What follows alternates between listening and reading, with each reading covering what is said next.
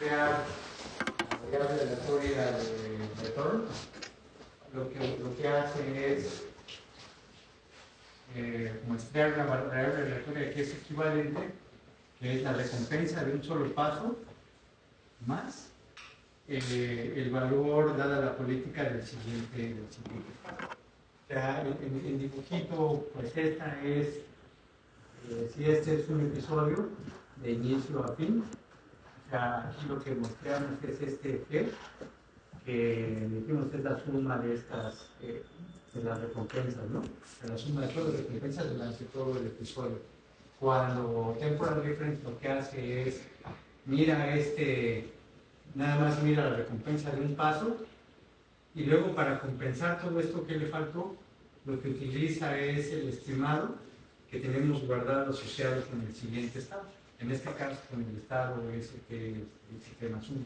Entonces, Monte Carlo, toda la tira del episodio, temporal difference, una transición corregido por el estimado que teníamos antes, ¿no? Y eso es a lo que decimos que eso se le conoce como bootstrapping. Y bueno, la ecuación que define la forma en cómo vamos calculando nuestros estimados, en este caso, pues no es otra cosa que un promedio incremental, ¿no? Donde, o sea, similar a este que debemos seguir usando, donde este es el cambio, que es el nuevo valor que acaba de caer, y este es el valor que teníamos calculado hasta el tiempo pasado, ¿no? Entonces no es otra cosa que un promedio que vamos calculando de manera intelectual, incremental. ¿Por qué? Porque estamos intentando estimar el valor esperado que tú seas un ratito, ¿no? Y bueno, entonces, ya con eso, el problema de predicción nada más se reducía a generar episodios con una política en la cual queremos calcular su función de valor. En este caso, vamos generando episodios y en cada una de las transiciones vamos actualizando el valor de nuestro estimado, ¿no? Entonces, recuerden, o sea, esta es una muestra del valor esperado que estamos queriendo calcular, y ya toda la expresión lo único que hace es ir calculando el promedio de manera incremental, ¿no? ¿Sí es eso claro para todos? Entonces aquí lo que tiene es que tenemos un pi fijo y lo queremos calcular, ¿no? Entonces, ¿dónde entra el pi aquí? Bueno, el pi entra porque él es el que va generando las acciones que dan origen a los episodios que estamos experimentando. Sí es claro para todos cómo interactúa aquí pi, y por lo tanto, ¿por qué estas funciones de valor están asociadas con pi? Sí es claro para todos. Muy bien. Bueno, entonces eso nada más era para resolver el problema de predicción, que daba un pi calcular su función de valor. Y bueno, como ventajas, aquí están marcadas un par. Una de ellas es que se puede implementar completamente en línea. ¿Esto a qué se refiere? A que conforme vamos generando experiencia tras experiencia, le vamos sacando provecho. No tenemos que esperar a que termine todo un episodio para hacer los cálculos, en el caso de Monte Carlo. Y este es full increment, o sea que en cada pasito le vamos sacando información. Y bueno, entonces se puede demostrar que temporal difference converge al valor exacto de la función, ¿no? Y luego después pusimos este ejemplo, que es un marco de word process. Hicimos experimentos y nos dimos cuenta que aun cuando los dos están calculando el mismo valor esperado, lo están intentando estimar, hay una diferencia en la velocidad de convergencia entre Monte Carlo y temporal difference. Y luego nos intentamos preguntar, nos preguntamos por qué, y intentamos responder a eso, ¿no? Y bueno, entonces hablamos de este concepto de batch dating, que de lo que se refería es a que, bueno, nos dimos cuenta que por un lado, este temporal difference como que le saca poco provecho a los episodios, no sé si se acuerdan. Entonces, lo que dijimos es, o donde lo notamos, es que si tenemos un episodio en el que todas las transiciones intermedias tienen recompensa 0, y la recompensa, digamos, se recarga hacia el final. Déjenme poner aquí esta recompensa. Cuando vayamos haciendo todas estas actualizaciones, no vamos a ganar información en todas estas transiciones. No todas estas transiciones, recompensa 0, todo esto no tiene nada, ¿no? Entonces, no ganamos información. Solo en la última transición, cuando experimentamos esta recompensa, es que la información va a fluir a través, bueno, por acción de la recompensa misma, y va a afectar el valor de este, ¿cómo se llama? De este estado, que está antes del valor final, antes del estado final de nuestro episodio. ¿Sí? Tendríamos que generar otro episodio completamente, volver a abrir y ejecutarlo.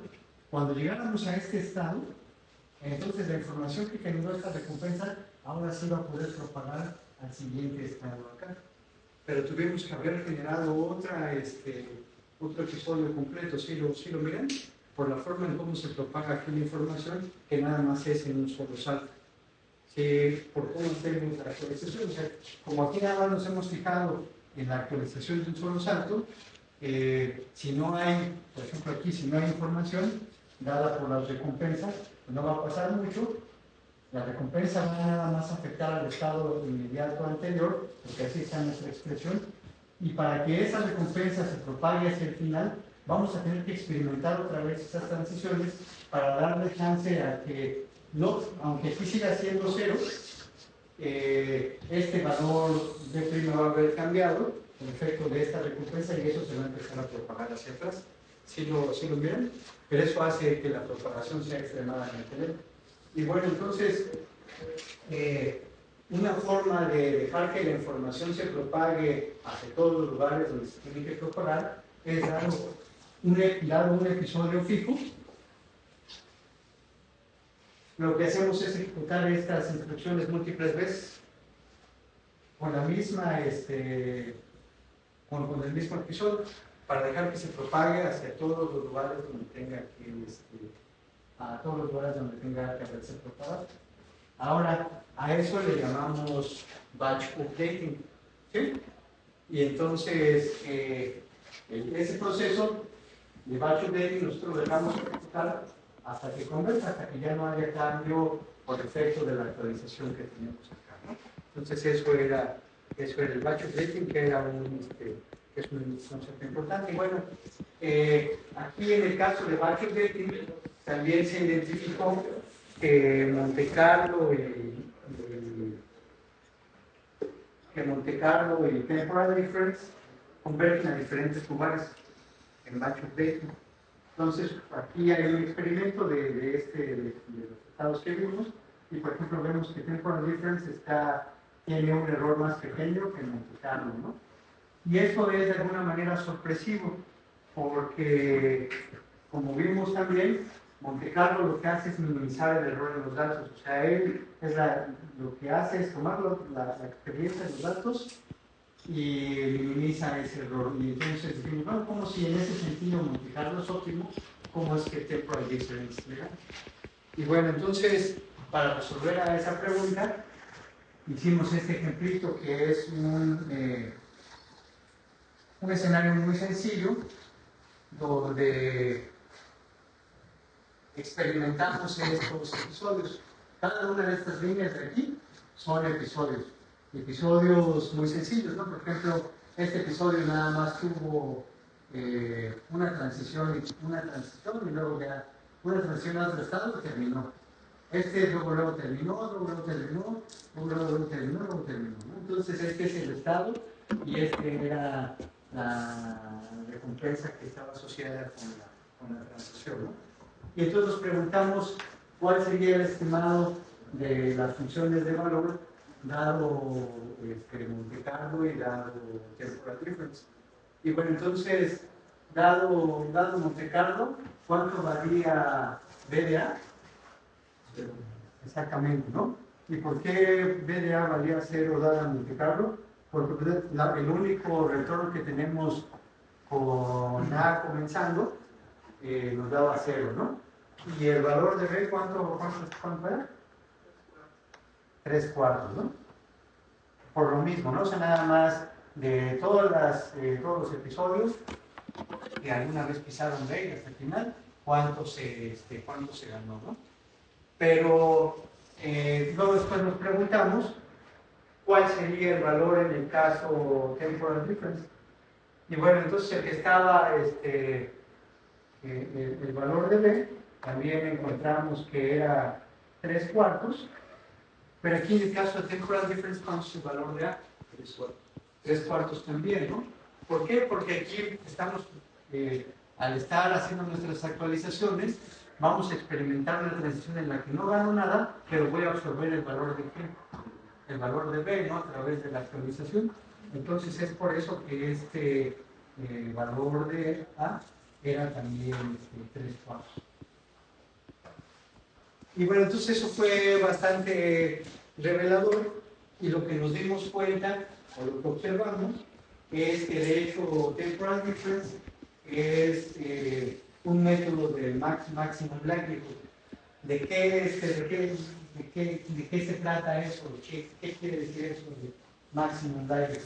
Lo que hacen los métodos maximum likelihood es, dado un modelo, lo que él encuentra son los parámetros de ese modelo que maximizan la probabilidad de ver los datos. Y bueno, entonces aquí la información extra es que nosotros estamos asumiendo que este es un modelo markoviano, que es un modelo donde hay estados y transiciones en los estados. Entonces, al haber experimentado esto, nosotros ganamos información de que esta transición existe.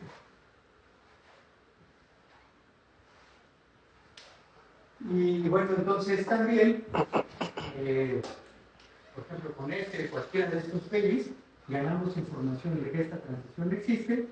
Con este cero, ganamos información de que esa transición existe. Entonces, ese es el modelo que teníamos. Y bueno, ahora estas probabilidades, pues es la proporción de veces que transitábamos hacia el final ganando 1, las veces que transitábamos ganando 0, y bueno, las veces que transitamos de A a B. En este caso, que en el caso de estos datos, fue el 100% de las veces. ¿Okay? Pero entonces, lo que hace temporal difference es, dado este modelo, lo que me da son los parámetros que me maximizan la probabilidad de que el modelo genere estos datos.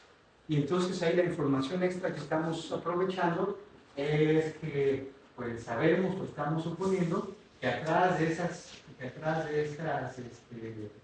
estos episodios, de esos traces generados por los episodios, hay un proceso de Markov atrás que los está generando.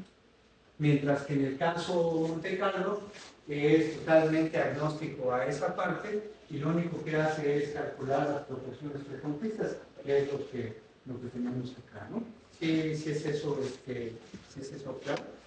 Y bueno, entonces es una ventaja grande para el método, sobre todo para los casos cuando sí se cumple la suposición y que hay un proceso de decisión de Markov atrás generando los datos. Sí es más o menos claro.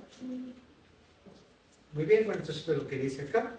Y ya con eso, brincamos a nuestro primer método para hacer control, o en otras palabras, para calcular una política óptima a través de la experiencia. Y el método primero que vimos es ARSA, dijimos que es un método on-policy, que lo que hace es estimar los valores Q de los pares de estado-acción siguiendo esta expresión de acá. Ahora, si miran esta expresión, es igualita que con la que comenzamos, ¿no? Con la única diferencia de que ¿qué?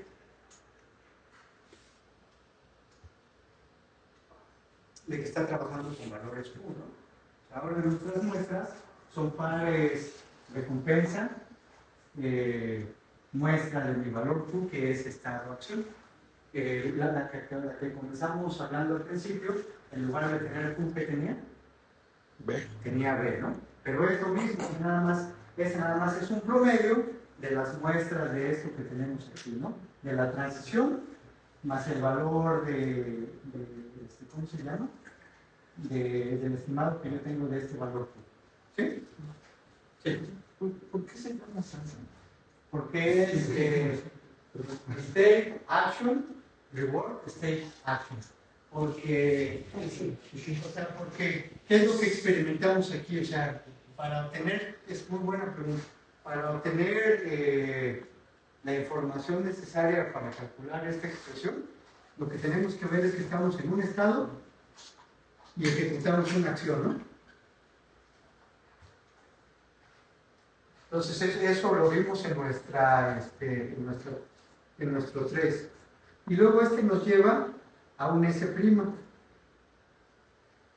Yo ahí todavía no tengo toda la información que necesito para calcular esa expresión. ¿Qué me falta todavía? La acción, exacto. Todavía me falta aquí que por efecto de pi, esto también fue por efecto de pi, ¿no? Que por efecto de pi escoja a la siguiente acción A' en este lugar. ¿Sí? Entonces, hasta que escojo la acción, ya puedo ir a mi tablita para sacar el valor Q adecuado para la expresión. ¿Sí lo ven? Ahora voy a aprovechar la pregunta para hacerles otra pregunta. Esta cosa dice que es un método onpólisis. En esta expresión, ¿dónde está el onpólisis?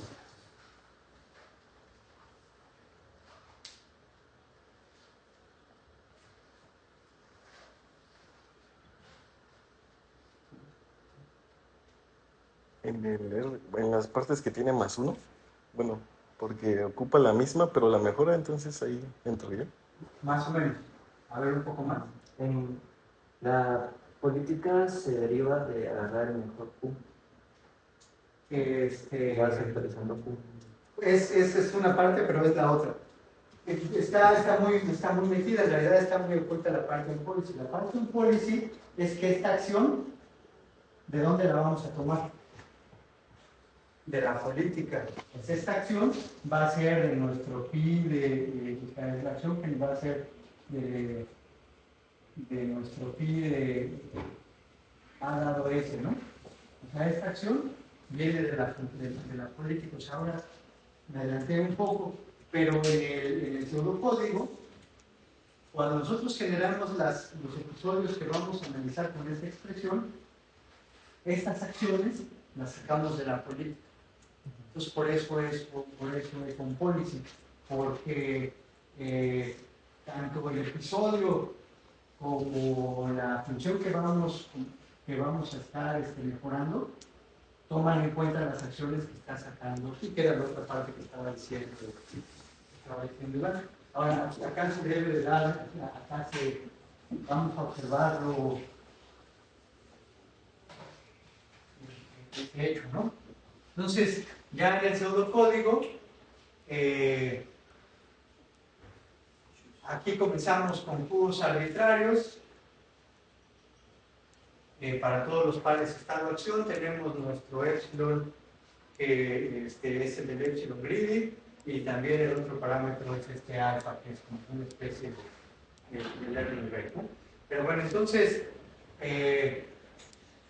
los episodios los generamos siendo greedy con respecto a epsilon q, pero ahora epsilon q, los hacemos siendo greedy con respecto a los valores q, pero bueno, aquí en la expresión, como lo estamos actualizando, es con este par siguiente estado, siguiente acción, pero lo importante que quiero que hagan énfasis ahorita, porque va a ser una de las diferencias con lo que vamos a ver más adelante, es que esta acción sale de aquí, ¿no? Sale del epsilon greedy que está acá, ¿no? Entonces mi expresión está tomando la acción que está generando la política que estamos generando. ¿Sí la ven? ¿Sí miran eso?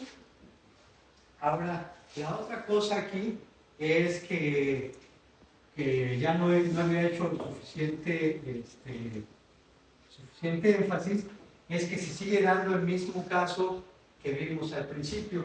O sea, tenemos interactuando a la función de valor Q en este caso, y que interactúa con quién?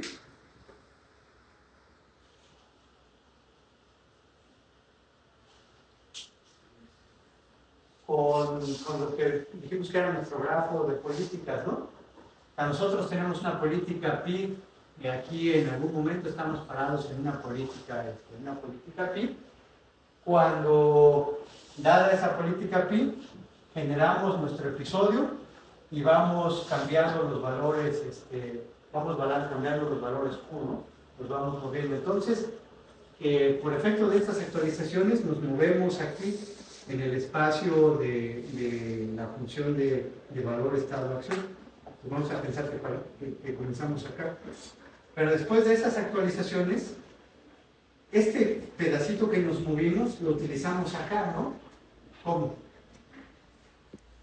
Para a través de ser epsilon greedy generar una nueva política pi'. ¿Por qué esta es una nueva política pi'? Déjenme decirle, porque aquí estábamos a partir de una ecuación Q y aquí con estas actualizaciones nos movimos a una Q'. Y de esa Q' es que derivamos el nuevo Q' y así es como nos vamos moviendo, ¿no? Se van moviendo simultáneamente en el espacio de la función de valor y en el espacio de las políticas, una jalándose a la otra. ¿Sí? Diciendo que era un policy improvement. ¿Vale? Es un policy improvement. Exactamente, es un policy improvement. Entonces ese fue salsa. Y bueno, la otra cosa que vimos acá es que si queremos converger al óptimo, nos conviene hacerle reducción al epsilon, ¿no? Ahí hay un ejemplo que es 1 sobre t, que conforme van pasando las experiencias vamos haciendo chiquito al epsilon para que el epsilon greedy se convierta en totalmente greedy y entonces tengamos garantía de la convergencia a la política óptima global, ¿no? Y bueno, aquí hicimos un experimentito, no tanto. Y bueno, ahora el siguiente algoritmo que vimos se llama Q-Learning. Ahora, este Q-Learning es of policy.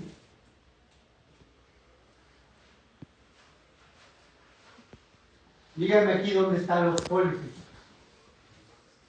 Exactamente, si se fijan ahora, ya no le hacemos caso a la política que está generando los episodios, ¿no? Nuestra función de actualización es con el más. O sea, a diferencia de la ecuación anterior, donde agarrábamos la acción que había determinado la política que genera comportamiento, aquí nos vamos con el más intentando tirar al Q óptimo desde el principio. Pues en ese sentido es of policy, ¿no? Ahí esta función de actualización, la forma en cómo nos estamos moviendo aquí, no estamos buscando la política actual, sino estamos buscando la función de valor ¿qué? Óptima, ¿no? Y nada más estamos ganando la función de comportamiento, lo que nos está haciendo es darnos muestras de las transiciones. ¿Sí lo miran? O sea, puede ser más o menos, puede ser sutil y por eso es importante tener atención. Y nada más ese es el propósito de haber hecho todo el repaso, de poder identificar la diferencia sutil entre uno y otro.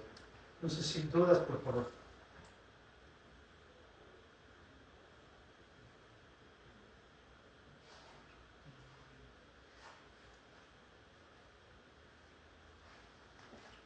Si no,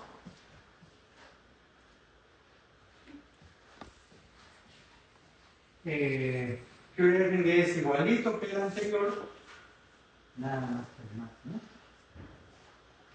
Ahora, ¿se acuerdan que en Monte Carlo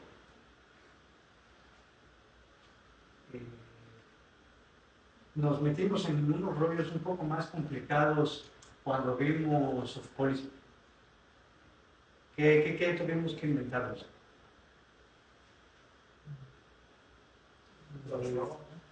Exactamente, ¿no? Lo del rol, lo de important sampling ratio, ¿no? Que era, creo que es la proporción de la probabilidad entre que la transición la haya generado aquí, la política que estamos queriendo aprender y la de comportamiento, que es la que está generando las cosas.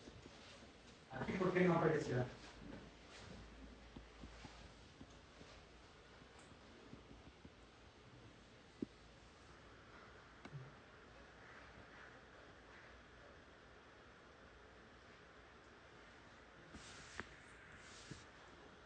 La respuesta es sutil.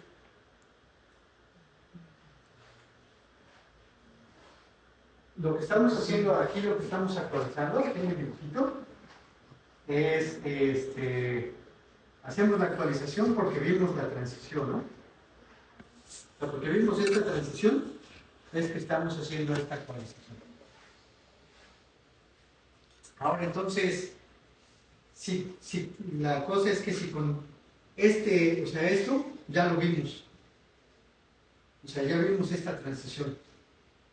Entonces, como ya vimos esta transición, o sea, si lo condicionamos a este evento, esto ya pasó con probabilidad 1. Entonces, por eso que no se utiliza el Importance Sampling Ratio, porque ya vimos que o sea, estamos experimentando la transición que estamos analizando. Vamos a ver más adelante que para como una forma de generalizar este método, es que vamos a intentar sacar información ahora a múltiples transiciones. O sea, no solamente a una sola, sino que vamos a ahora acumular más transiciones estado-opción. En ese caso, cuando experimentemos esto, cuando digo esto, experimentemos esta parte de nuestro episodio, como vamos a querer calcular nuestro estimado de valor esperado a partir de toda esa información, ¿qué se imaginan que sucede?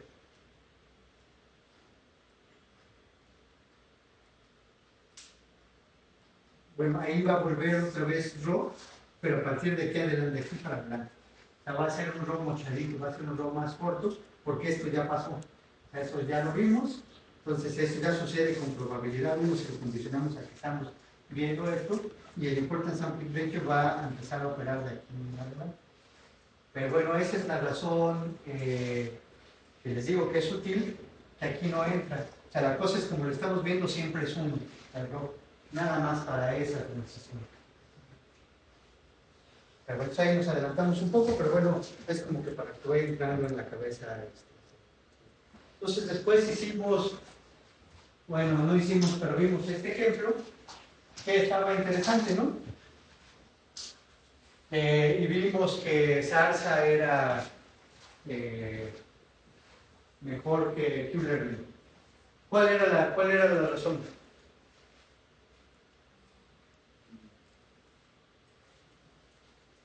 Y bueno, aquí está, digamos, la razón, ¿no? Salsa aprende el camino azul. ¿Por qué era?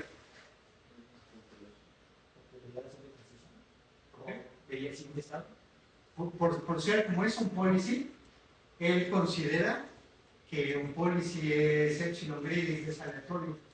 Entonces, en la función de valor, él sí considera que algunas de las veces las acciones lo tiran. Y entonces aprende que esta trayectoria no es la más adecuada.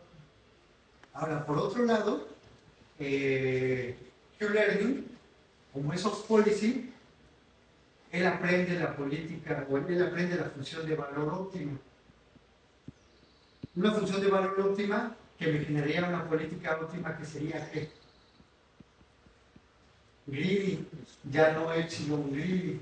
Y la política greedy determinista siempre haría la trayectoria roja. Como es esa política óptima que no se cae, es determinista, no se cae por borracho, ¿no? Es determinista, él de manera segura puede pasar acá. ¿Por qué? Porque él aprende la política óptima independiente de la política de comportamiento, ¿no? Aquí como él aprende la función de valor de la política de comportamiento y nosotros teníamos que la política de comportamiento es soft, es borracha, entonces es por eso que él aprende a ir por un camino más seguro. ¿Cómo dijimos que le podíamos hacer a Zarza para que aprenda también el camino óptimo que es pegadito al clip? Reduciendo el lepsilon. ¿No? Metiéndolo al cuerpo, ¿no? O sea, bajándole al épsilon para que ya no sea borracho y eventualmente también conozca la. ¿Sí lo miran, sí lo miran todos?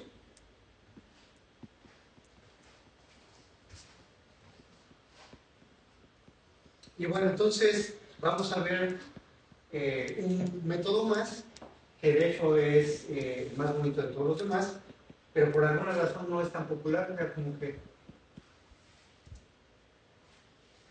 se llama Expected Salsa. Tal vez. Bueno, entonces, Expected Salsa es igualito a lo anterior, pero, y bueno, en particular igualito a lo anterior, pero bueno, si lo vemos con respecto a salsa, lo que cambia es que para la actualización no se fija únicamente en cuál fue la transición que se dio en el episodio. ¿Qué es lo que hace? Saca el valor esperado de su política. Exactamente, calcula el valor esperado dada la política. El dibujillo.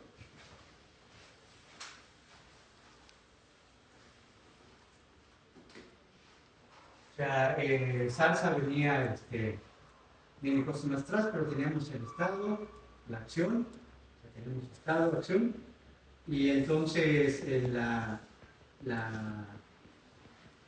también la recompensa, teníamos el estado S', y luego la acción A', ¿no? Entonces, donde esta acción fue tomada dada la política, ¿no? Dada la política pi, esa es la que saqué, y la muestra de esto es la que utilizaba para hacer mi actualización. Entonces lo que hace Expected Salsa es decir, bueno, voy a sacar más información y en lugar de nada más enfocarme en esta muestra que estoy sacando, voy a calcular el valor esperado dado pi. Si se fijan, imagínense que ejecutáramos múltiples veces este experimento de que ejecutamos estado-acción y luego caemos aquí y muestreamos pi para sacar A, ¿no? Algunas veces va a agarrar este A, pero algunas veces va a agarrar a los demás siguiendo qué distribución, siguiendo pi, ¿no? Lo que hace salsa es nada más una muestra de esa distribución y es la que mete. Entonces lo que hace Expected Salsa es ahora sacar de más información a la distribución pi y en lugar de hacer la actualización nada más a partir de la muestra, lo saca a partir de la distribución. De hecho, si hiciéramos múltiples de estas, ¿hacia dónde, en qué dirección se movería? En la dirección de Expected Salsa. ¿Sí están de acuerdo? O sea, si lo ven así como, véanlo nada más como forma para explicar, como una dirección tal cual. Entonces, una vez lo ejecutamos y fue esta dirección, pero otra vez fue en esta otra, pero otra vez fue en esta otra, con los correspondientes recompensas, ¿no? Cada una de estas son muestras de este fenómeno, ¿ok? La idea es que si calculamos el promedio de todas estas muestras, ¿qué nos va a dar? ¿Hacia dónde nos estaríamos acercando? Hacia el valor esperado, ¿no? Entonces, en lugar de movernos hacia donde nos dice una muestra, preferimos movernos hacia el valor esperado, que sabemos que hacia ahí es a donde tendería a irse a partir de la acumulación de muestras. ¿Sí lo ven? Y esa es toda la magia de Expected Salsa. Que sí requiere un poco más de cálculo. ¿Qué tanto más cálculo? Depende de la política y de la transición, ¿no? Exacto, y digamos que está overbounded por la cardinalidad de A, ¿no? Del espacio de acciones, ¿no? Que sería sumar aquí pedacitos de masa de probabilidad que le corresponde a cada uno de ellos, ¿no? Entonces pagaríamos ese extra. Si no son muchas acciones, es barato. Si son un chorro de acciones, es pues ya es caro, ¿no? Pero bueno, ahí sería cosa a considerar. Bueno, y aquí este punto en azul es lo que les decía. Expected salsa se mueve de manera determinista hacia el valor esperado, y salsa se mueve en valor esperado en esa dirección. O sea, solamente hasta que hayan caído las suficientes muestras de salsa es que se va a mover hacia el valor esperado, que es cuando lo estamos actualizando ahí. ¿Sí? ¿Y cómo cambia el algoritmo, el resto del algoritmo de con expected salsa? Queda en principio igual, ¿no? O sea, nada más lo único que estamos cambiando aquí es la forma en la que estamos haciendo nuestras actualizaciones. ¿Sí lo miran?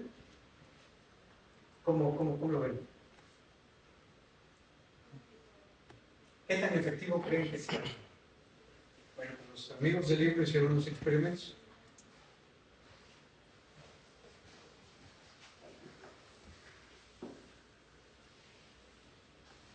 En el caso ¿cómo se dice cliff en español? Como precipicio, ¿no? Como un precipicio. Aunque cliff no es algo así como... Sí, como una cantidad así. ¿Sabe? Bueno, aquí hay dos tipos de curvas. Una que es con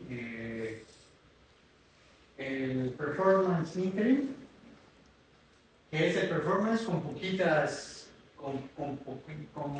episodios. ¿Cuántos son poquitos episodios?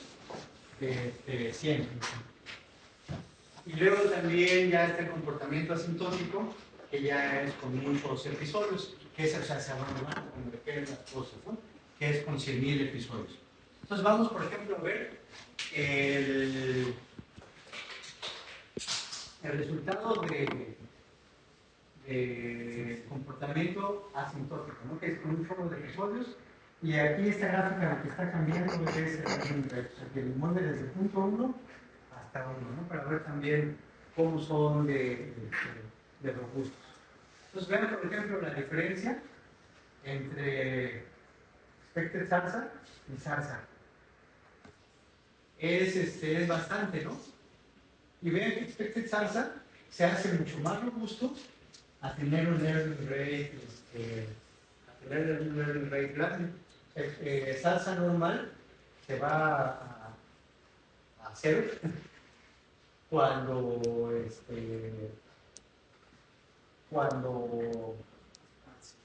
tiene un learning rate grande. Le va bien cuando es pequeño, pero cuando tiene discutido que el learning rate pequeño también lo hace lento. Y bueno, y los dos son mejores que Q-Learning también en un buen pedazo, ¿no?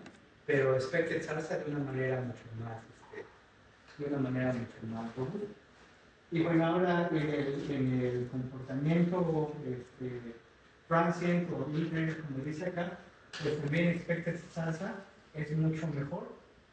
Y bueno, le pueden sacar provecho a toda la información, ¿no? O sea, aún cuando tenga un learning rate de 1, no se cae como aquí se deshace, se empieza a caer.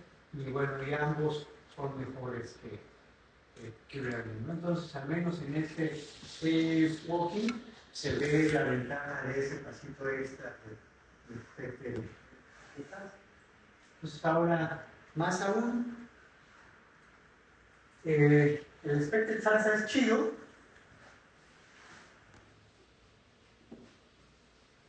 porque,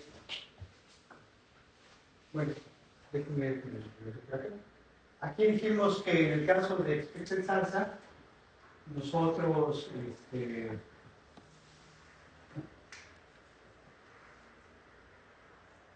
aquí teníamos esta es nuestra expresión y estábamos generando los episodios normal como veníamos haciendo, ¿no? Pero bueno, ahora Una cosa que vamos a poder hacer con expected salsa es que también lo vamos a poder hacer off policy.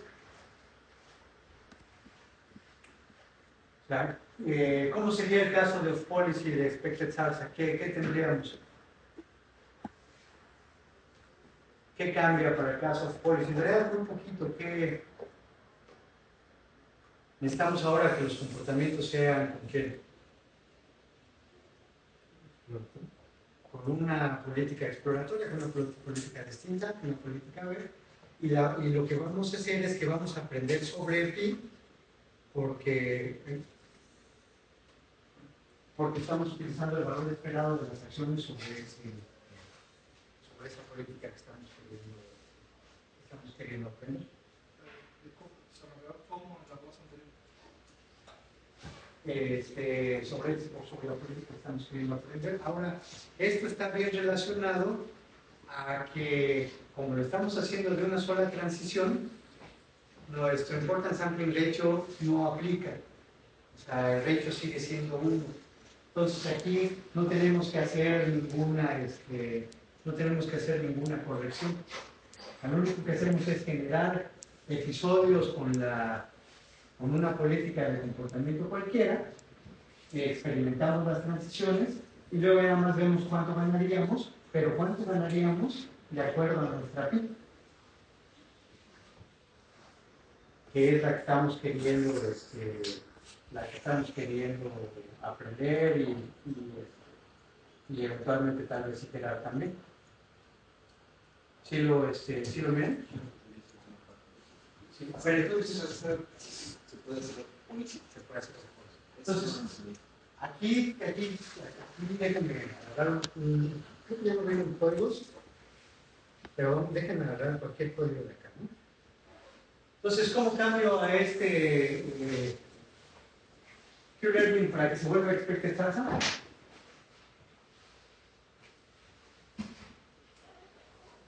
Le quité el max. Exactamente. ¿No? Entonces, en lugar de este más, viene suma sobre pi, ¿no? Y ese ya es expected salsa. En el caso, miren que esto es ¿no? En el caso de salsa, déjenme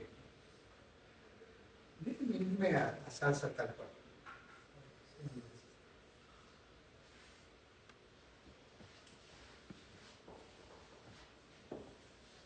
Entonces, este amigo es salsa.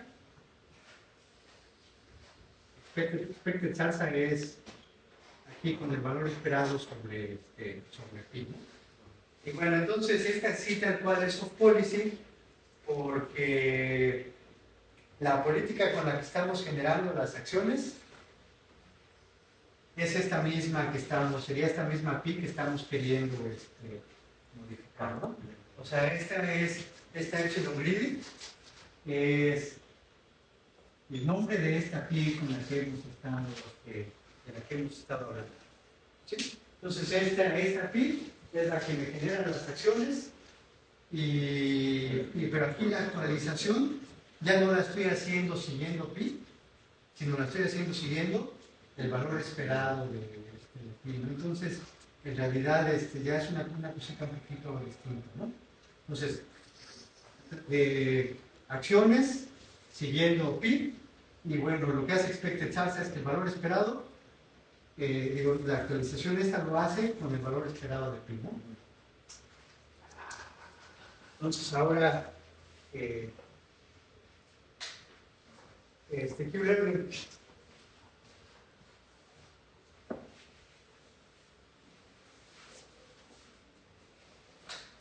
Q-learning es off policy y otra vez aquí, ¿por qué es off policy? Por el max, ¿no? Porque la actualización la estoy haciendo independiente de mi política, ¿no? Entonces, ahora para cambiar este amigo a expected salsa, igual nada más el valor del max es la suma sobre los pis, ¿no? Pero ahora entonces lo que estamos observando es que esta política Esta política puede ser una política,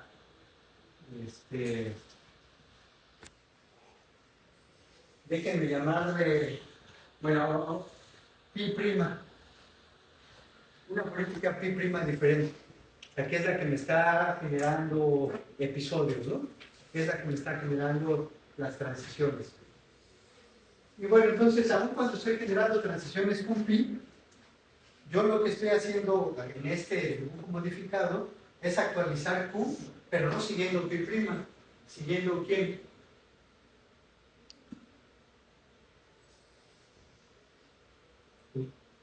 Siguiendo el valor esperado de esta política pi, ¿no?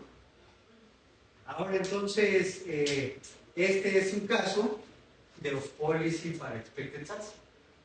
O sea, donde los comportamientos los estoy siguiendo por una política que es cualquiera, pero mis actualizaciones las estoy haciendo siguiendo el valor esperado de pi.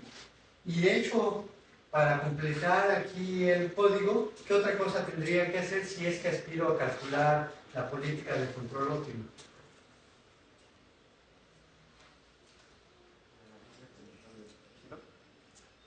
No, algo un poquito más fundamental que eso.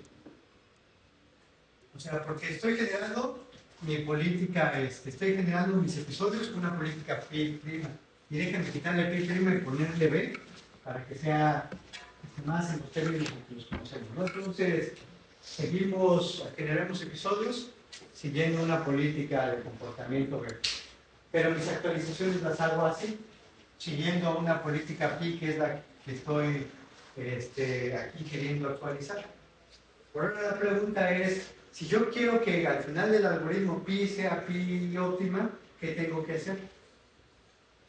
¿Qué le falta? Es como el más que Exactamente, tengo que hacer policy improvement, ¿no? O sea, esta pi yo la tendría que definir en términos de quién? De mi pi. Entonces, si la pi va cambiando en términos de q, esa pi eventualmente va a ser una pi óptima. Que voy generando utilizando comportamiento utilizando otra política cualquiera. Entonces, expected salsa la podemos tener con policy y off policy. Ahora, imagínense que pi es una política débil. ¿En quién se convierte? Si la pi que estamos queriendo aprender, decimos que es débil. O sea, esta pi es una política débil. ¿A dónde regresamos? A lo que está aquí atrás. Q-learning es un caso particular de expected salsa. Cuando esa pi es gris. Está chido, ¿no? Entonces, en ese sentido es que expected salsa, por un lado, generaliza a Q-learning, o sea, podemos hacer que opere Q-learning, pero al mismo tiempo mejora la salsa. Entonces, es una muy buena opción a probar en este caso de los métodos tabulares, sobre todo si el espacio de lecciones no es tan grande, ¿no? Y no es tan costoso calcular el valor esperado. Sí, más o menos hace sentido lo que acabamos de regresar.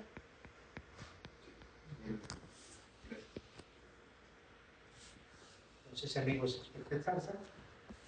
Lo que vamos a hacer ya para acabar es una cosa que se llama double learning, que también se utiliza mucho en los métodos aproximados. Y bueno, entonces, un problema que tienen los métodos que hemos utilizado, tanto Salsa cuando utiliza Epsilon Grid como Q-Learning, es que sufren de una cosa que se llama maximization bias.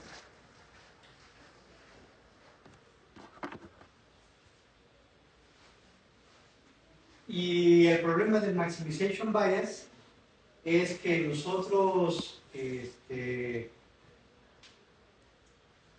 cuando queremos estimar el valor de un max y lo hacemos haciéndole el max a los estimados, donde además esos estimados los calculamos a partir de esos, de una política de control que derivamos de esos mismos estimados, será ese maximization,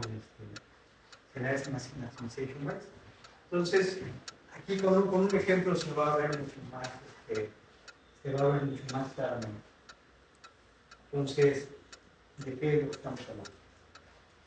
Entonces, imagínense este proceso de decisión de Markov. Tenemos nada más estos dos estados, A y B. Si estoy en A y ejecuto la acción derecha, termino y no gano nada. Si ejecuto si ejecuto la acción izquierda, me muevo a B. Y luego de B nada más hay acciones también al estado terminal, pero tengo un chorro de acciones. ¿No? Tengo un chorro de estas acciones y cada una de ellas, la recompensa que me da está definido por una distribución normal con media menos punto 1 y varianza 1. ¿Cuál sería la política óptima en ese caso? ¿Cuál sería la política de control óptima para este entorno? Siempre a la derecha, ¿no? Siempre a la derecha, ¿están de acuerdo? Porque irme por la izquierda, ¿cuánto voy a ganar? Menos punto 1, ¿no? ¿Están de acuerdo todos? Pero miren qué es lo que podría pasar. Estamos explorando algunas veces y dado que la varianza es grande, puede darse el caso que para alguna de ellas o varias la recompensa sea positiva. ¿Sí están de acuerdo? Entonces, como siempre calculo el max, siempre le voy a hacer caso a quién, a las que tienen recompensa positiva y las que son más perjudiciales para el cálculo verdadero de política óptima. ¿Sí están de acuerdo? Porque se vuelve muy probable que alguna de ellas se vea atractiva por cómo está, porque su media es nada más punto 1, pero muchas veces por la varianza puede darme valores positivos. Entonces, con que algunos de ellos me den valores positivos, yo voy a creer que es mejor camino por acá. ¿Sí lo ven? Entonces, es el problema del maximization bias, o sea, de que como siempre me quedo con el max, cualquiera que se vea bueno es el que va a dominar en ese caso mi estimado, porque el estimado lo estoy calculando como el max de los estimados. Y entonces, si algunos de esos estimados son malos estimados que se ven buenos, eso me va a estar engañando por mucho tiempo. ¿Sí lo miran todos? Y bueno, por ejemplo, aquí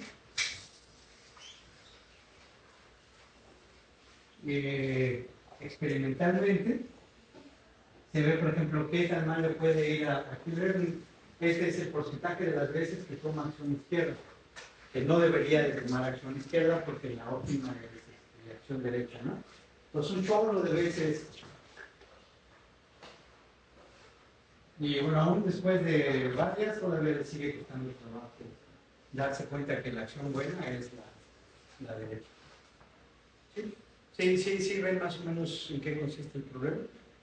Y bueno, ya en términos digamos que esa es la situación, en términos de de los algoritmos, o sea, lo que lo hace todavía peor es que si estamos generando comportamiento a partir de eso, o sea, nuestra política además va a estar yéndose por acá, porque nuestra política está a partir del max también, o sea, de estar agarrando, en este caso, el estimado que se ve mejor, pero aquí los estimados que se ven mejor resulta que pueden ser engañosos, ¿no? Y bueno, entonces ese es el problema. La solución, que se ve bastante buena, se conoce como Double Learning. Bueno, ahí este es el caso del Double Key Learning, pero de hecho en general esta técnica de Double Learning se le puede aplicar a todos los algoritmos que hemos visto para combatir el maximization bias. ¿A qué le suena que sea el Double Learning? ¿A qué le suena que cómo va a funcionar? Como que una parte es para mejorar la función de valor y la otra para reducir el Más bias. o menos, o sea, sí va por ahí. El problema que identificamos es que los mismos estimados que estamos calculando los estamos utilizando para generar nuestra experiencia. Estamos utilizando el max sobre los estimados y ese mismo es el que estamos utilizando para generar nuestros episodios. Entonces, eso hace que el bias sea más grande. Lo que vamos a hacer es romper esa correlación. Entonces, lo que dice acá, o sea, que el problema del maximization bias surge porque las mismas muestras las utilizamos para generar la política y también para estimar su valor. Entonces, lo que vamos a hacer es romper eso, y lo que vamos a hacer es tener ahora dos conjuntos de muestras. Vamos a tener dos conjuntos de muestras. Ahora, con un conjunto de muestras, vamos a tener un estimado Q1 de una acción, y también con el otro conjunto vamos a tener un estimado Q2. Pero bueno, lo importante es que para determinar el valor de Q2, la acción óptima que vamos a tomar la vamos a seguir usando Q1. Entonces, las muestras que utilizamos para determinar cuál va a ser la acción van a ser unas muestras diferentes a las muestras que utilizamos para saber cuál va a ser el valor. Entonces, no se va a hacer esa como retroalimentación positiva para que se presente el maximization bias. Entonces,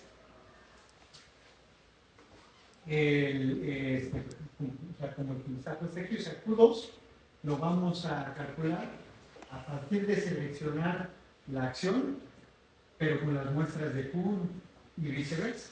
O sea, cuando calculemos Q1, lo que vamos a hacer es utilizar las muestras que hayamos recopilado para obtener el Q2.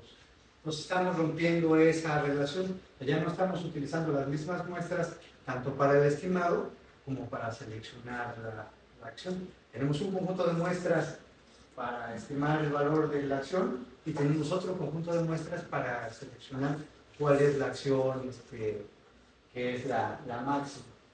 Entonces en eso consiste esta cosa del double learning.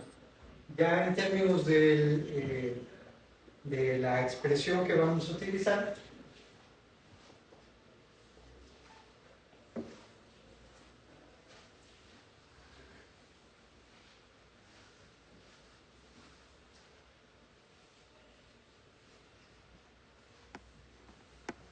es esta cosa que tenemos aquí, ¿qué identifican? O sea, ¿cuál es la diferencia? Bueno, la parte de afuera es exactamente igual, ¿no? O sea, estoy queriendo calcular mi valor estimado de este par, ¿no? Pero ahora, la acción, ¿cómo era el learning aquí? ¿Qué traía aquí? El max. ¿Dónde tenía el max? Ajá. Afuera, ¿no? O sea, lo que hacíamos es, para seleccionar fuera el valor, teníamos el max acá, ¿no? El max sobre todas las acciones que me dan max sobre todas las acciones que me dan los diferentes pares estado-acción para Q1. Pero ahora la cosa es que no vamos a seleccionar esa acción, max, utilizando el valor Q2. Lo que vamos a hacer es seleccionar la acción a partir de ¿quién? De Q1, de otras muestras. Porque recuerden que las muestras, digamos que esta fue una muestra para Q1. Y esta muestra que estoy utilizando para actualizar el valor Q1, la parte que selecciono la acción que me maximiza acá, no lo hago siguiendo Q1, digo, no lo hago siguiendo Q2, sino las que tengo aquí en Q1. Pero la diferencia es que el valor que estoy utilizando es el otro estimado que tengo, Q2. Entonces ya no se da el caso que exactamente el mismo estimado lo utilizamos para calcular el max, para seleccionar la acción, y el mismo estimado lo utilizamos para calcular el valor de la acción. Lo único que estamos haciendo es dividiéndolos y un grupo es para una cosa y otro grupo es para la otra. Pero bueno, hay un paso más. Pero bueno, antes de eso, ayúdenme con dudas, por favor. A ver, vamos a reembobinar un poco la situación desde el principio.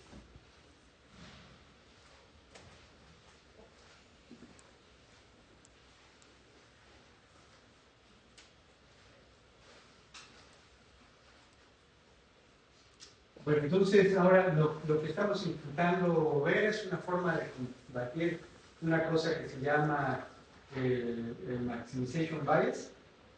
Y el maximization bias es que surge como estamos calculando un max, o sea, estamos calculando una variable aleatoria que tiene un max ahí incluido, pero lo estamos haciendo a partir del max sobre estimados de las cosas que estaban también ahí involucradas. Entonces, el problema de eso, dijimos, es que al estar estimando a partir de calcular max sobre los estimados, cualquier cosa que se vea con un valor grande es la que va a dominar el estimado de max, ¿no? Y bueno, entonces ahora aquí, si lo vemos, por ejemplo, en términos probabilísticos, como es en este caso de que tenemos muchas acciones, como al menos algunas de ellas es probable que tengan valores positivos, va a ser muy probable que el estimado de este lado tenga un bias hacia valores positivos. ¿Y eso por qué surge? Porque estamos calculando el max, ¿sí? Un max sobre los estimados individuales de los que están aquí.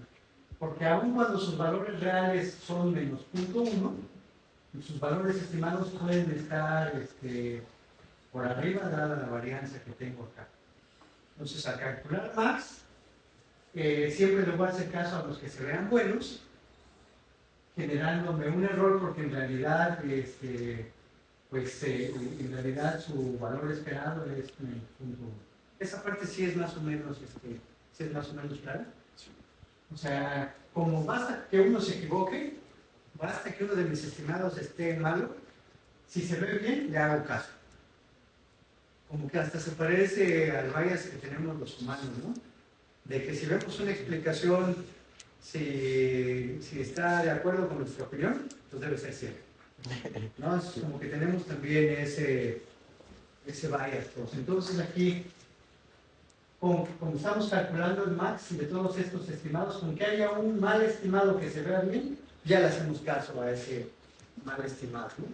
¿Por qué? Porque se ve bien. ¿Y por qué? Porque estamos calculando ese max. Pero bueno, entonces el problema es que como el comportamiento de nuestro algoritmo también va a seguir ese max, pues vamos a tender a agarrar muchas de estas acciones left, ¿no? Porque se ve bien y con que alguna salga, la vamos a estar utilizando, y entonces por eso la proporción de veces que agarro acciones izquierda es bien grande, cuando en realidad la acción óptima es derecha, ¿no? Y yo quisiera rápidamente pudiera darme cuenta de que la acción óptima es la de la derecha. ¿Sí? Entonces, primero, entonces, claro, ¿en qué consiste el problema? Que es ese de maximization bias. Dudas hasta aquí, primero. Bueno, ahora, dándonos cuenta de eso, lo que va a consistir la solución es en separar esas dos funciones y hacerlas independientes en el sentido de que unas muestras las vamos a utilizar para una cosa y otras muestras las vamos a utilizar para otra. Unas muestras las vamos a utilizar para ver cuál es la acción que maximiza el valor Q y otras muestras las vamos a usar para calcular el valor Q propiamente. Entonces, ¿qué es lo que viene, qué es lo que viene acá?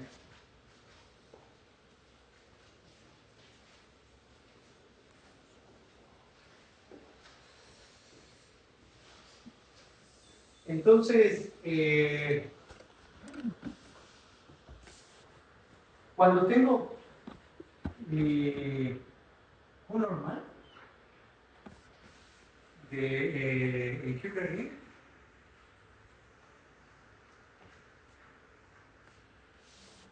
este Q, este Q, ¿cómo está en términos de qué lo calculo?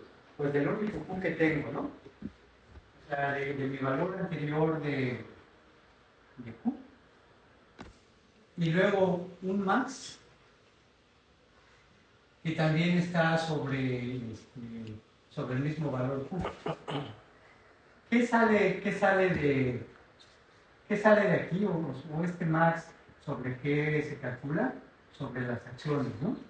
Entonces, esta acción A la calculo sobre los valores Q, que es lo único que tengo en el caso de Euler, ¿no? En el caso de Euler tengo un solo estimado Q, que lo calculo a partir del valor anterior que tengo y el máximo de los valores Q anteriores también, y ese máximo es sobre las acciones, ¿no? Pero entonces aquí lo importante es que esta acción que sale aquí sale por efecto del mismo estimado que estoy queriendo calcular, ¿no? Y aquí están involucradas todas las acciones que tengo hasta el momento. ¿Sí están de acuerdo? O sea, nada más es como que revisar cómo está el Q-Learning actual.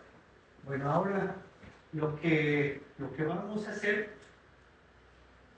es que por un lado, ahora, bueno, a ver, entonces, esta es la acción, max A, lo que nos saca es la acción que me maximiza Q, ¿no? Y ese es el valor que agarro. Ya en la expresión no me fijo en A, porque agarro el valor Q de la mejor acción, ¿no? Bueno, ahora entonces lo que vamos a hacer es que al valor de la mejor acción lo voy a identificar aparte.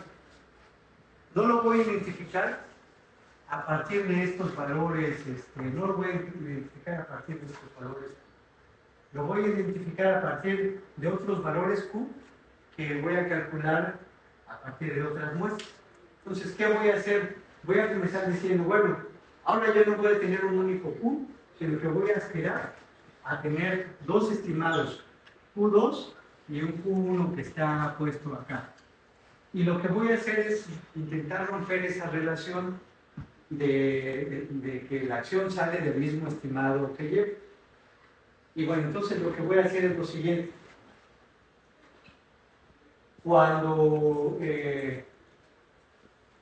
para determinar cuál es la acción que maximiza, o sea, la acción que es más, la voy a usar, pero siguiendo el estimado que yo tenga de mi conjunto 1, ¿no? Que es el valor Q1. ¿Sí están de acuerdo? Pero bueno, ahora después, cuando yo quiera actualizar mi estimado Q2, no lo voy a hacer en términos de la acción que se ve mejor en Q2, lo voy a hacer en términos de la acción que se ve mejor en ¿quién? En Q1. Lo voy a hacer en términos de la acción que se ve mejor en Q1. Ese es todo el propósito. Antes, la acción para actualizar Q lo hacía en términos de la acción que se ve mejor según Q. Ya no lo voy a hacer así, voy a tener ahora Q1 y Q2. A Q2 la voy a actualizar en términos de la acción que se ve mejor, pero de Q1, que es otro estimado que utiliza muestras diferentes. Y lo voy a hacer al revés. Cuando yo quiera estimar el valor de Q2, perdón, cuando yo quiera hacer aquí, estimar el valor de Q1, ¿cómo lo voy a hacer? ¿En términos de quién? ¿En términos de quién? De Q2, ¿no?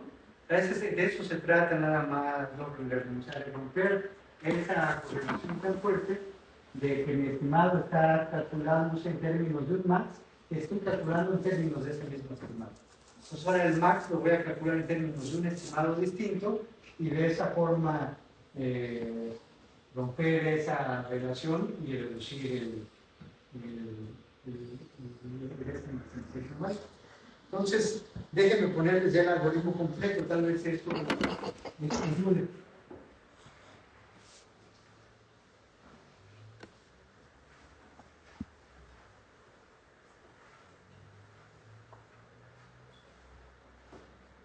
Entonces, en lugar de tener un solo Q, ahora vamos a tener Q1 y Q2.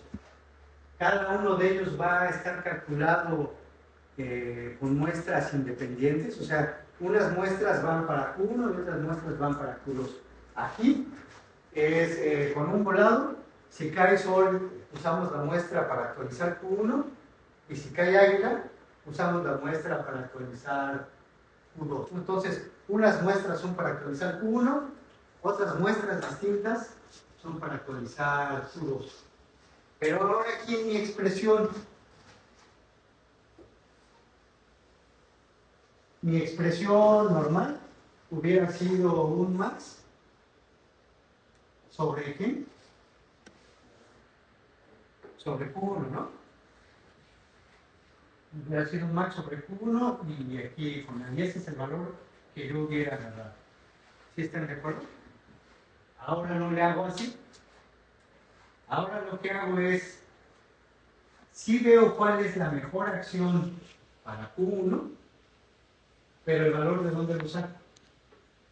De mi otro estimado, lo saco de Q2. Las acciones las saco de uno para calcular el Q del otro. En el otro caso, ¿cómo se da? Es lo mismo, pero ¿qué es? Con los roles invertidos, ¿no?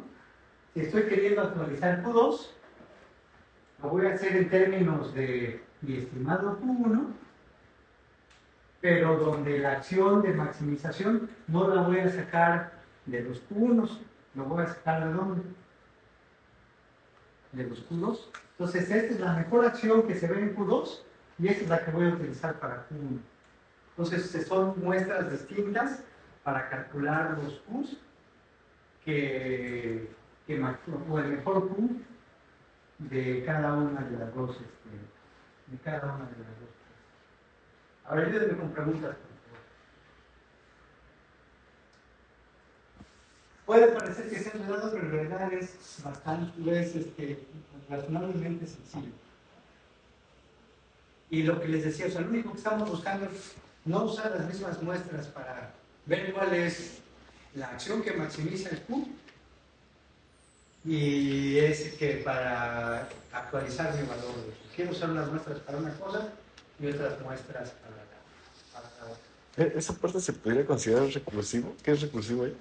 No es recursivo, o sea, más bien es, o sea, ahora como que estamos, tal vez un paso intermedio a ese. A ver, un paso intermedio hubiera sido que tenga dos Qs normal, ¿no? Tenga dos Qs y utilice mi ecuación de Q-learning normal, o sea, donde en lugar de esto tengo el max aquí sobre Q1 y aquí sería un max sobre ¿qué? Sobre Q2, ¿no? Sería nada más tengo dos estimados que quiero calcular. Y bueno, lo que los caracteriza es que la acción que yo agarro, o el valor que yo agarro aquí, es un max sobre lo que yo vi aquí en Q1. ¿Sí están de acuerdo? Bueno, entonces ahora, lo que vamos a hacer ahora es bueno, nos dimos cuenta que esto tiene el problema de que genera maximization bias, ¿no? Como estamos calculando más, ¿qué entendemos como maximization bias? Es, como estamos calculando más, siempre le vamos a hacer caso a lo que sea más grande, porque estamos escalando un max, ¿no? Pero el problema es que si lo que es más grande es erróneo, pues siempre le vamos a hacer caso a las cosas erróneas, ¿no? Entonces ahora eso se refuerza si la acción que tomo también sigue ese max. La que yo creo que es max es una errónea y entonces voy a tomar acciones siguiendo eso. Entonces eso hace que sea todavía más grave el problema, ¿no? Entonces ahora, pero además también vean que es como que de mala suerte, o sea, es un proceso aleatorio. O sea, la cosa aquí es que, por ejemplo, si tuviéramos muy buena suerte, para todas las acciones me salieron recompensas chiquitas y entonces ya tiendo no a hacerle caso a este y tiendo a hacer caso acá, ¿no? ¿Sí están de acuerdo? Entonces, sí, pero como en general la suerte no es muy buena ni mala, sino sigue una distribución del fenómeno, aquí sí resulta que va a ser muy probable que al menos algunas de ellas se vean buenas y entonces voy a hacer caso, ¿no? Tanto para mi estimado como para el control. ¿Sí están de acuerdo? Ahora entonces, lo que voy a querer hacer es que si tengo dos al menos, va a ser menos probable que esas que se veían buenas dado unas muestras, también se vean buenas dadas las otras muestras, ¿no? Pues ahora ya es mucho menos probable que esta acción que para dar unas muestras se veía buena, porque en esos casos me salieron positivos, es poco probable para que otras muestras independientes también se siga viendo buena esa acción. Se hace menos probable, ¿sí están de acuerdo?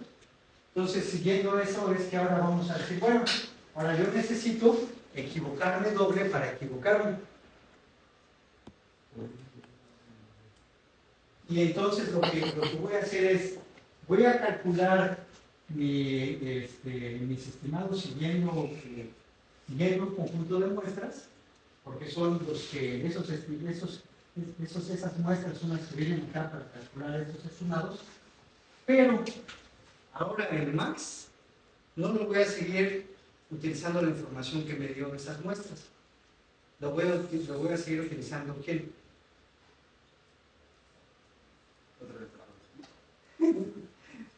Vamos a poner el pausa y vamos a tomarnos un break porque ya estamos ahí. Vamos a la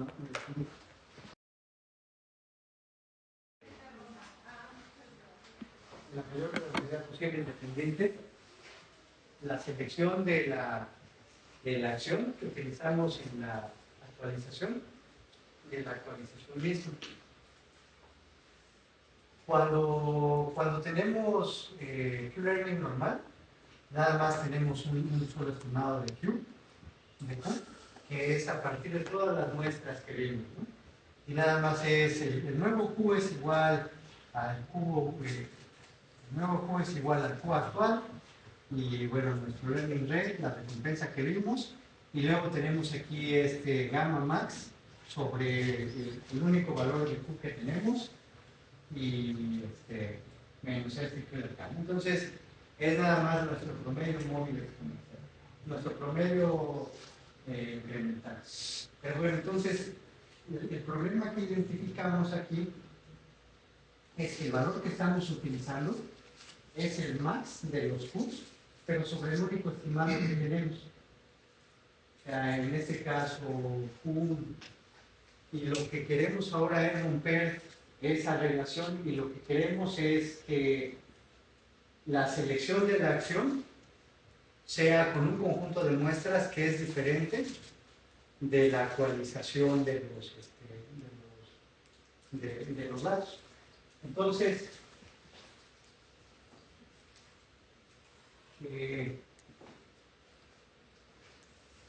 lo que cambiamos ahora es que en lugar de calcular el max para poner aquí el valor sobre los Q1, lo que hacemos es, vamos y buscamos ahora otro estimado distinto. Bueno, ese estimado es distinto en el sentido de que se calculó con un conjunto distinto de muestras. Entonces, la diferencia entre Q1 y Q2 en primera instancia es que unas muestras las usamos para Q1 y otras muestras las usamos para Q2. Solo es una partición de las muestras, ¿no? No hay muestras comunes entre uno y otro Q, ¿no? Pero bueno, ahora entonces, lo que vamos a hacer aquí es que cuando estoy actualizando Q1,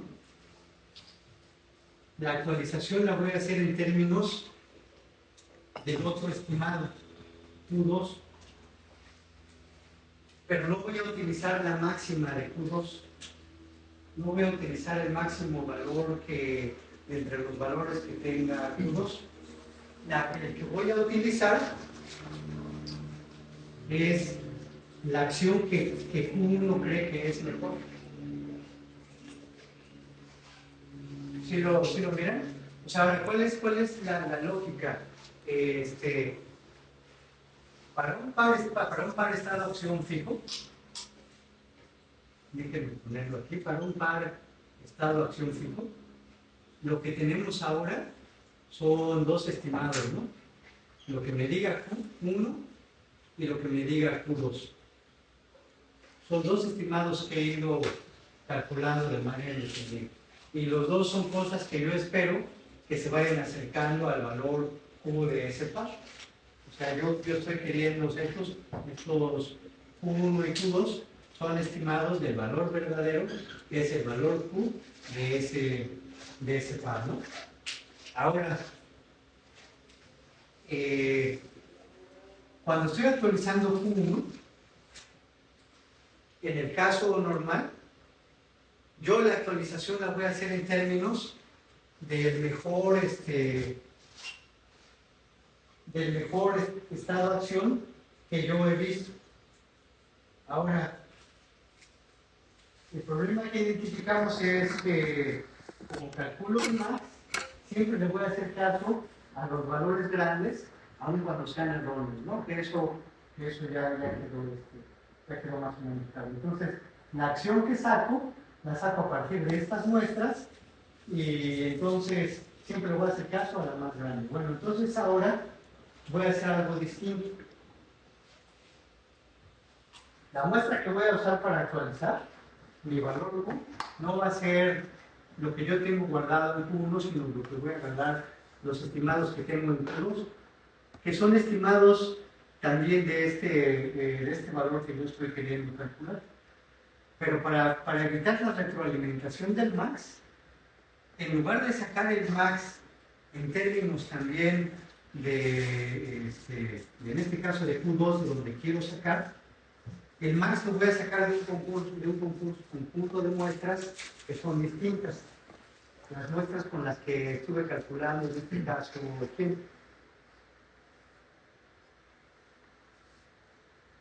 Q1. O sea, para calcular mi actualización de Q1, utilizo otro estimado del mismo par estado acción. Pero, en lugar de agarrar el max que también estuviera definido en Q2, agarro el max que iba a agarrar en esta actualización, que es el que me da esta expresión de aquí. O sea, miren que con el Q-Learning original utilizo mi estimado Q1 y además utilizo la acción que se ve max siguiendo Q1. Ahora voy a utilizar un estimado independiente para mi actualización, que es el estimado de Q2. Pero en lugar de agarrar el max de Q2, lo que voy a hacer es voy a decir, bueno, a ver, ¿cuánto vale lo estimado de la acción que yo creo que es la mejor? Y de ahí es de donde va a salir.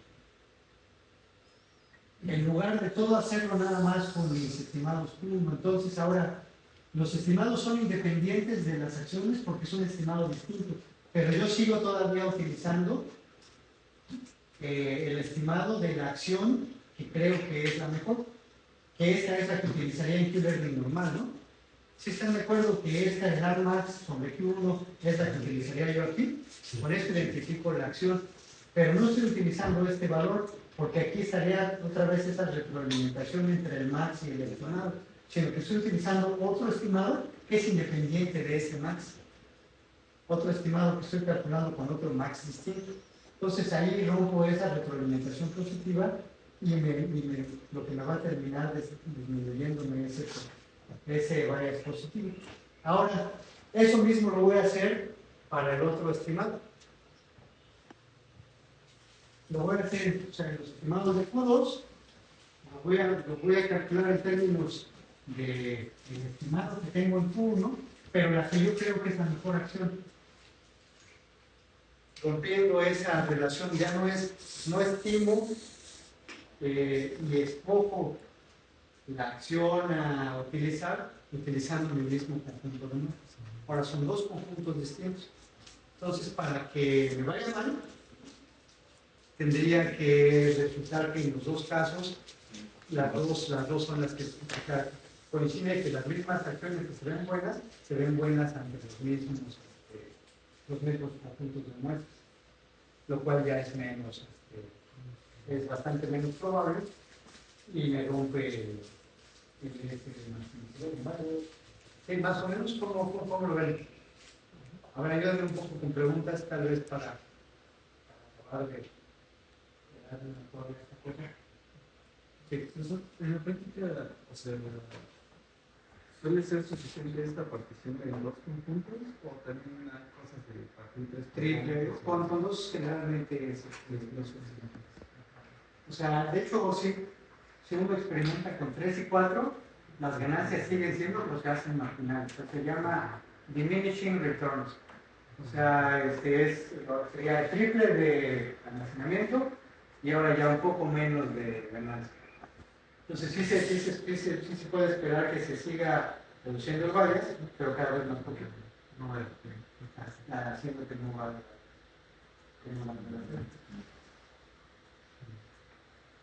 Sí.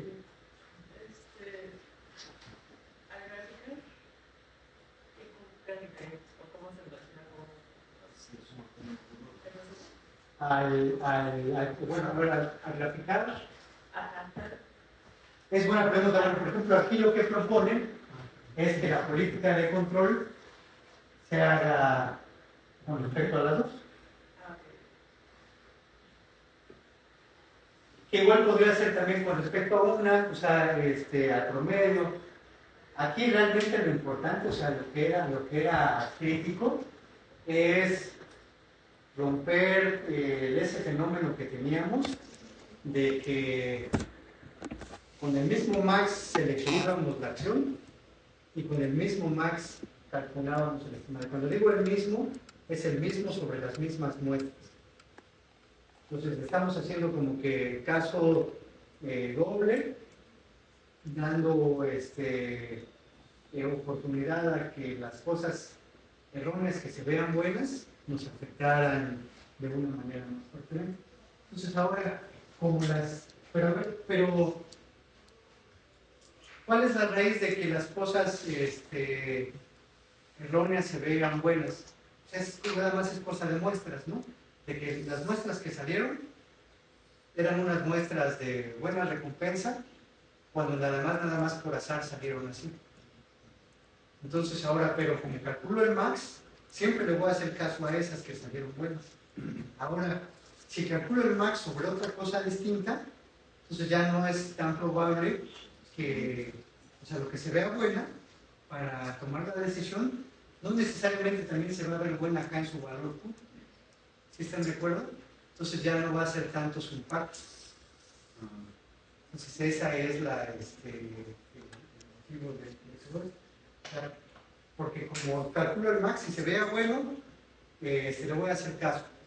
Pero ahora ya no es así, o sea, porque aun cuando se haya visto bueno aquí y por lo tanto selecciono esa acción, en los valores de acá Q distintos, ya no necesariamente se ven buenos también. Entonces, ya es más fácil romper esa retroalimentación positiva y no caer en ese maximization bias. Es como preguntarle a dos tipos distintos de personas, oye, ¿sí realmente está bueno? Ya si los dos dicen que sí, pues sí. Pero si uno dice, no, yo creo que, a ver, revísale a este, entonces ya tienes más chance. A ver, es un poco la discusión. Y bueno, exactamente esto mismo se lo pueden poner a SARS, a SARS. Y ahí todos se ven beneficiados de la cosa, ¿no? Y ahora ven, con un apunte también, puede haber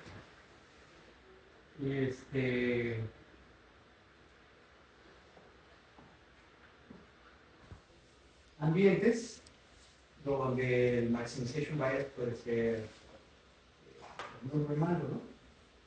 Puede haber otros en los que no. Entonces eso es buena noticia para los ingenieros de aprendizaje, los ingenieros científicos de aprendizaje automático, ¿no? Porque exactamente ese es el trabajo del diseñador. O sea, porque como de entrada el low learning es overhead, no se usa siempre. Pero es trabajo del diseñador poder identificar que una mala convergencia se puede deber precisamente a este fenómeno y que se cura, por lo tanto, con low learning. O sea, es lo que le da de comer ¿cómo se llama? Al científico de aprendizaje automático. O sea, que ustedes puedan hacer un match entre las características particulares de su ambiente y ya las herramientas están. ¿Cuál es un ambiente en donde sea percepción del orden? Por ejemplo, no, uno que no aparezca mucho el maximization bias. Pero la pregunta más fácil de responder es ¿dónde aparece el maximization bias? Es una situación como esta. O sea, donde la política de control se puede percibir que no es en una dirección, pero el hecho de que cualquiera de estas se vea buena, como estoy calculando el match sobre ellos, haga que aparezca como buena para el algoritmo. Entonces ese es un poco la discusión. Ahora es complicado porque en este model free nunca tenemos esto. En el model free no vemos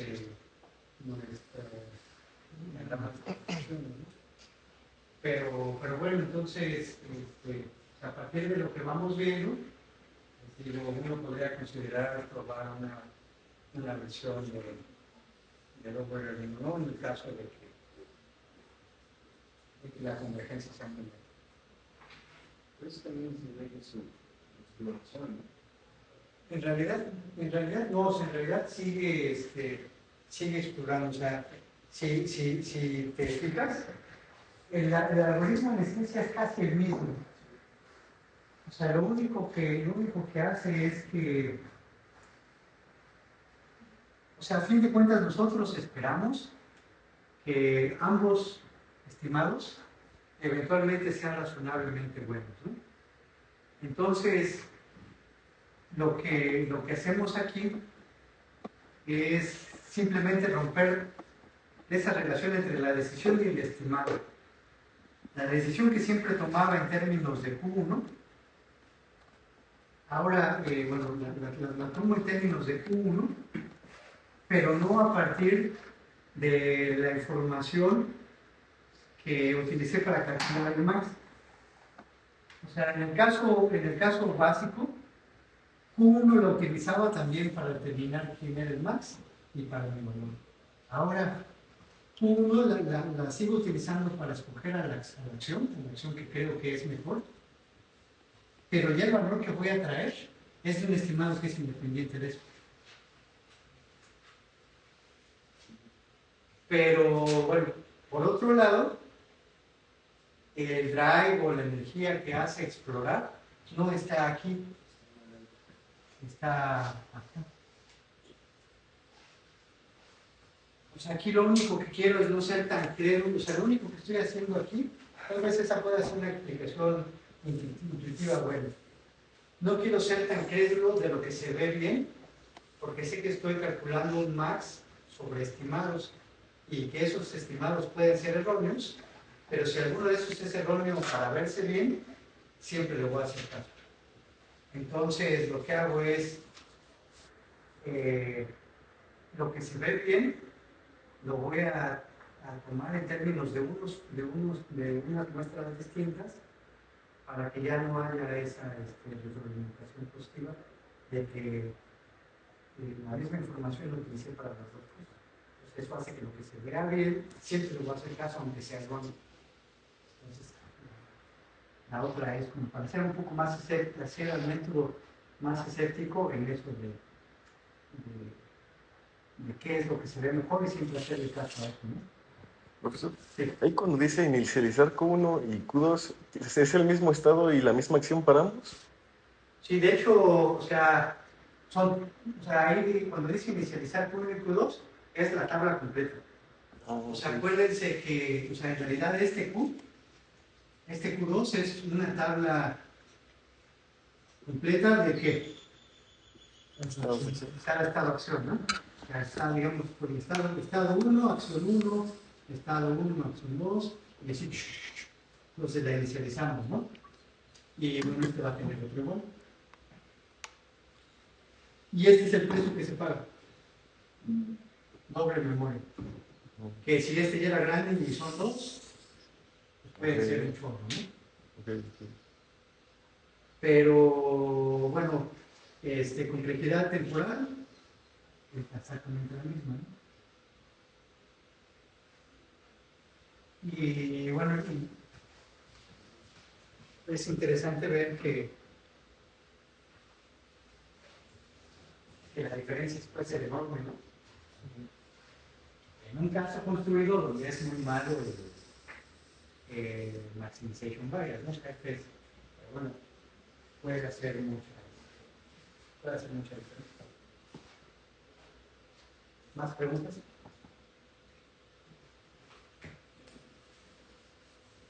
Ya se acabó el tiempo. Entonces, si quieren uno